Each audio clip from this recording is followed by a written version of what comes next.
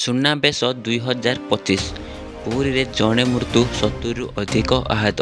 ରଥଯାତ୍ରାରେ ପ୍ରସିଦ୍ଧ ସୁନାବେଶ ଦର୍ଶନ ପାଇଁ ପୁରୀରେ ଲକ୍ଷାଧିକ ଶ୍ରଦ୍ଧାଳୁ ଏକତ୍ରିତ ହୋଇଥିବା ବେଳେ ବିଭିନ୍ନ ଦୁର୍ଘଟଣାରେ ଜଣେ ଭକ୍ତଙ୍କର ମୃତ୍ୟୁ ହୋଇଛି ଏବଂ 70ରୁ ଅଧିକ ଲୋକ ଆହତ ହୋଇ ଚିକିତ୍ସାଧୀନ ହୋଇଛନ୍ତି। ମୃତ୍ୟୁ ଭକ୍ତଙ୍କ ନାମ ବବାଜୀ ବେହେରା, 51 ବର୍ଷ ବୋଲି ଜଣାପଡ଼ିଛି, ଯିଏକି ଜଗତସିଂହପୁର ଜିଲ୍ଲାର ବାସିନ୍ଦା। ପୋଲିସ ସୂଚନା ଅନୁଯାୟୀ ବବାଜୀ ତାଙ୍କ ପତ୍ନୀଙ୍କ ସହ ରାଧାବଲ୍ଲଭ ମଠ ପରିସରରେ ସୁନାବେଶ ଦର୍ଶନ କରୁଥିବା ବେଳେ ଶ୍ରୀମନ୍ଦିର ସିଂହଦ୍ୱାର ନିକଟରେ ଏକ ମାଙ୍କଡ଼ ଦ୍ୱାରା ବିଚଳିତ ହୋଇ ପଡ଼ିଯାଇଥିଲେ।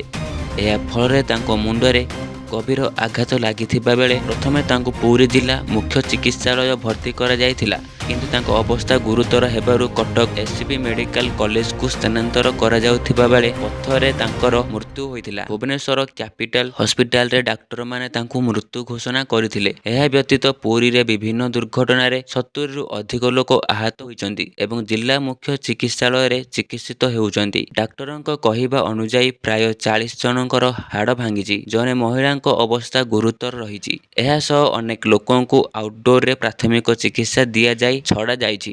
ଏହି ଘଟଣାଗୁଡ଼ିକ ପୁରୀରେ ଗୁଣ୍ଡିଚା ମନ୍ଦିର ବାହାରେ ଏକ ଭିଡ଼ ଦୁର୍ଘଟଣାରେ 3 ଭକ୍ତଙ୍କ ମୃତ୍ୟୁ ଓ 50 ଜଣ ଆହତ ହେବାର ଏକ ସପ୍ତାହ ପରେ ଘଟିଛି।